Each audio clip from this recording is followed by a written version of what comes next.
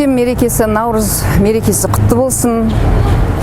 Келіп жеткен Рамазан айы, Рамазан айы құтты болсын. Рамазаннан Рамазанға аман есен жете берейік.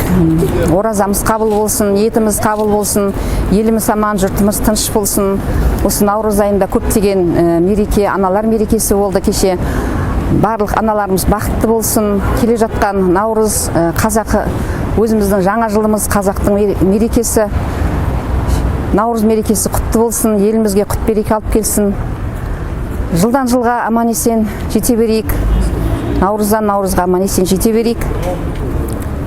Барлық айтылған тілектің бәрі қабыл болсын, еліміз аман болсын.